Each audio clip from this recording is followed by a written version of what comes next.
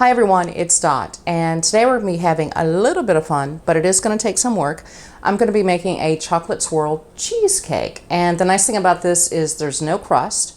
Awesome, so that means fewer carbs. And also I'm going to be using a little bit of a special ingredient in this, which is going to be ricotta cheese. This recipe comes from Chef George Stella.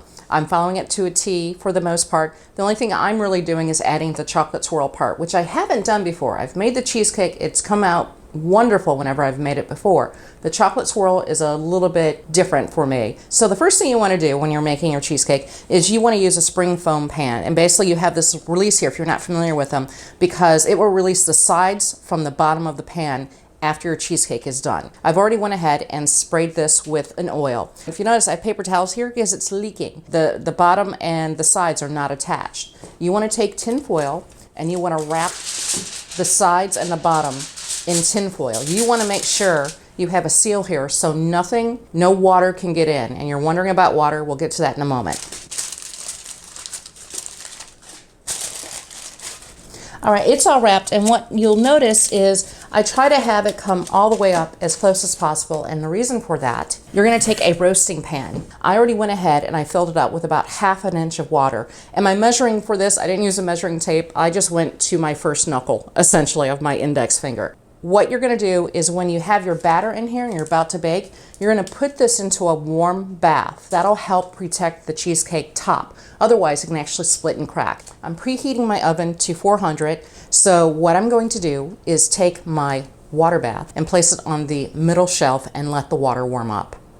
Now what I'm using here is I've got a pan of water that's heating up over medium-high heat. I have here my double broiler. It's important that the water does not touch the double broiler. It's going to melt the chocolate with indirect heat, essentially. First going to add in 2 tablespoons of cream. Now it's up to you if you want to do this way and add the cream. The reason why I'm doing this is I'm using a dark chocolate. There's people who may want to use Lily's chocolate chips. You can definitely use those. They do add more carbs because of the mix of sweetener that they use in it. It's not sugar. This definitely does have sugar, but it doesn't have a whole lot of sugar. So I have my cream on here. That was 1 tablespoon. I may add a second, and all I'm going to do is just start breaking up my chips or my bar of chocolate. And I'm using it's about a little over 2.5 ounces of chocolate. I don't want a whole lot. I just want a nice flavor and taste. And what I'm going to do is let that heat up and watch it and stir on occasion as it's heating up. And this will all melt together.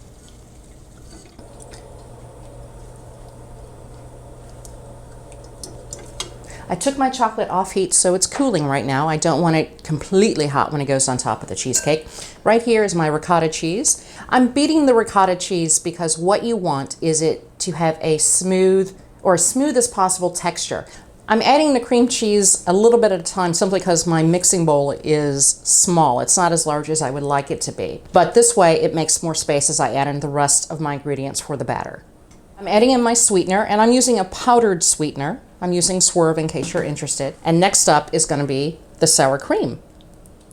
You want to start doing this at a low setting. You don't want to go too fast, especially when you add in your powdered sweetener, or it'll go poof all over the place.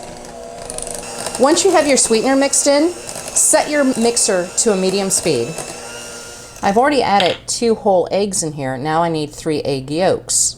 And I want to separate the whites and preserve the whites because I can use them for other recipes. Have my eggs. I'm adding my heavy cream, vanilla extract, and fresh lemon juice. You beat all of the wet ingredients together.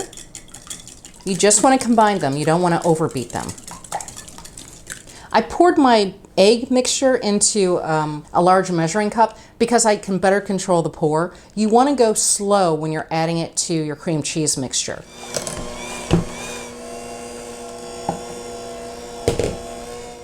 And I'm pouring in the batter. What I like to do is move it around to make sure there's no air inside of it. I want everything to settle. And then I'm going to try to smooth as possible the top of my cheesecake.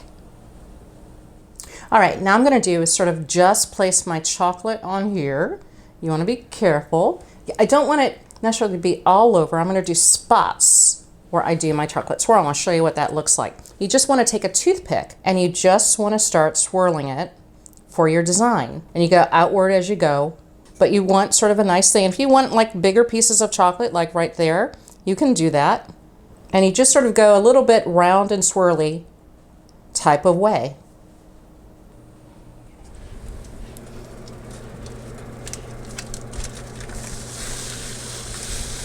I'm cooking the cheesecake at 400 degrees for 15 minutes. Then I'm going to drop the temperature down to 275 for an hour and a half.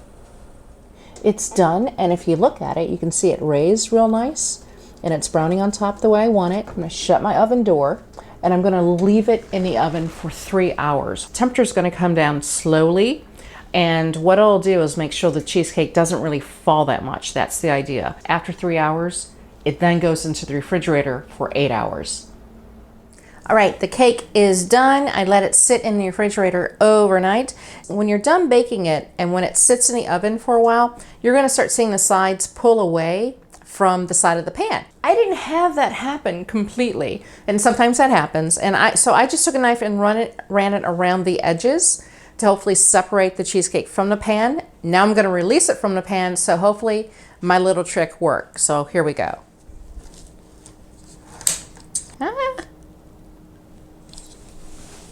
A little bit came off. Oh well, see, not too much in the pan.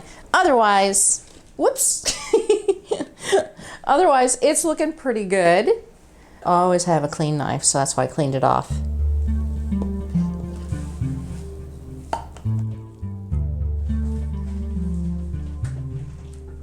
Okay, after a little drama, we got the wedge out successfully. The one thing about the cheesecake, you want to make sure your knife blade is warm so it can cut through fairly easily without taking a whole lot of the cream with it, because that can happen. And the first piece is always the hardest one to get out, I find, with cheesecake anyway. But let's go ahead and give it a try. Whoop.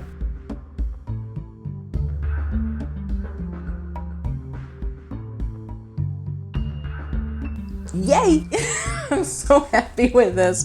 This is the first time I've made this particular cheesecake with the chocolate swirl. So the chocolate at the end was a really nice touch. It's a nice dark chocolate, which I love. It tastes really it's very rich to me and very decadent in a way, and very heavy, which is what a cheesecake really should be. Very nice mouthfeel, very creamy though for a cheesecake, and that's because you're adding in the ricotta cheese and you're making it all creamy. The nice thing about it is the chocolate doesn't dominate it, but you do have a nice bite of chocolate, which is great, but just a touch. It doesn't overwhelm it. You still taste the cheese like a plain cheesecake with a little hint of chocolate. Not overly sweet, that's really important too. Cheesecake shouldn't be too sweet, and it just tastes delicious. If you like the video, hit like, subscribe if you haven't, and share with your friends. And until next time, I'll see ya.